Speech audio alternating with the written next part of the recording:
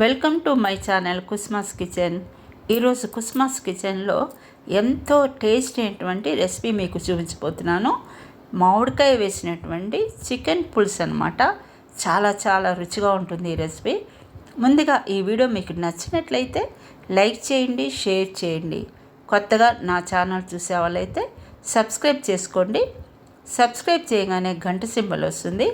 దాన్ని క్లిక్ చేస్తే కనుక ఆల్ అన్ ఆప్షన్ కూడా వస్తుంది.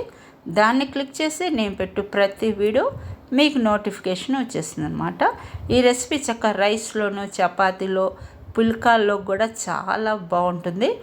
మరి ఎలా చేయాలో ఆలస్యం చేయకుండా వీడియోలోకి వెళ్ళిపోదాం. ముందుగా స్టవ్ ఆన్ చేసుకుని స్టవ్పై ఈ కుండ పెట్టుకున్నా అండి. దీంట్లో కొంచెం ఆలివ్ ఆయిల్ వేసేసుకుంటున్నాను.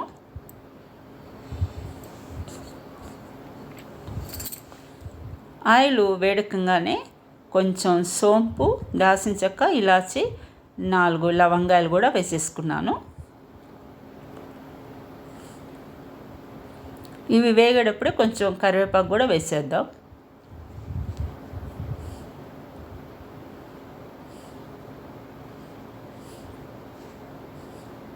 చక్కగా మీడియం ఫ్లేమ్లో పెట్టుకుని ఈ విధంగా వేపుకోవాలి.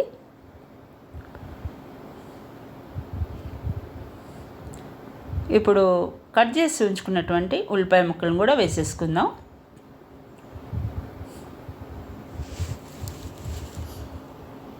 ఈ ఉల్లిపాయ ముక్కల్ని దోరగా వేపుకోవాలి.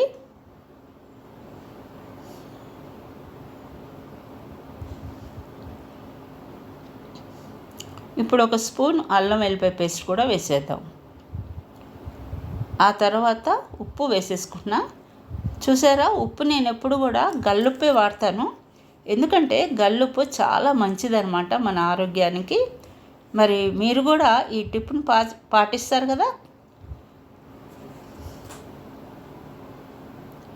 ఇప్పుడు పసుపు వేసేసుకుంటున్నా.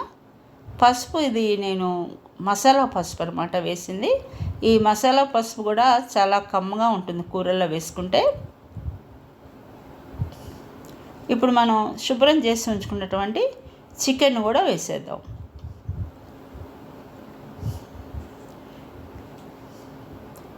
ఈ చికెన్ చక్కగా అంతా మసాలా అంతా పట్టేటట్టు కలుపుకుంటూ వేపుకోండి.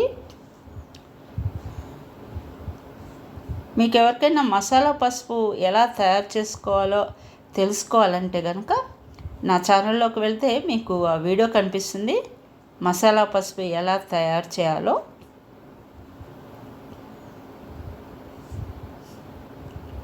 చూసారు కదా, అంత బాగా కలిసింది కదా. ఇప్పుడు మూత పెట్టేసుకుని చక్కగా మీడియం ఫ్లేమ్ పెట్టుకుని మగ్గనిద్దాం.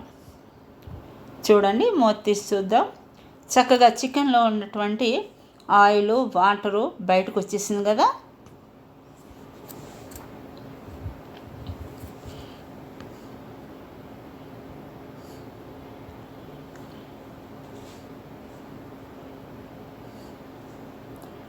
ఇప్పుడు సరిపడా కారం వేసేసుకుందాం. కారం తినేవాళ్ళని బట్టి చూసి వేసుకోండి. కాకపోతే మనం మామిడికాయ వేసి వండుతున్నాం కాబట్టి కారం కొంచెం ఎక్కువ ఉంటేనే కూర కమ్మగా ఉంటుందన్నమాట.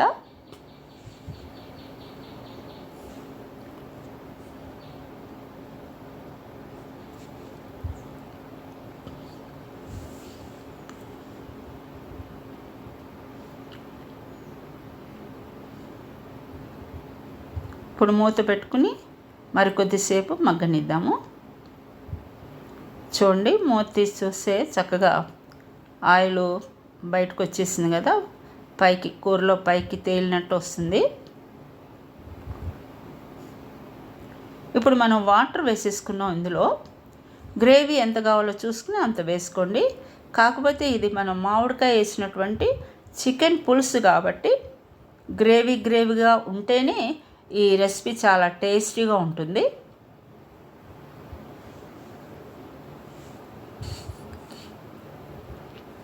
ఇప్పుడు మనం కట్ చేసి ఉంచుకున్నటువంటి ఒక మామిడికాయని తీసుకున్నాను. ఆ ముక్కలు వేసేసేయాలి ఇందులో. అసలు ఎప్పుడైనా మీరు ఇలా వండారా? చాలా టేస్టీగా ఉంటుందండి ఇలా మామిడికాయ వేసి ఉంటే. ఇప్పుడు కొద్దిగా పచ్చిమిర్చి కూడా కట్ చేసుకుని వేసేసుకోవాలి.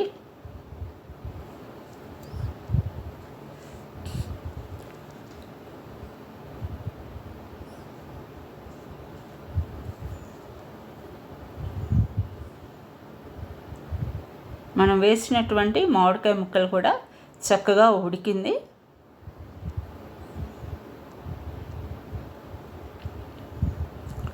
ఇప్పుడు ఒక స్పూను చక్కగా ధనియాల పొడి, గరం మసాలా మరి ఒక స్పూను, కొంచెం పావు స్పూన్ అంతా మిరియాల పొడి కూడా వేసేద్దాము.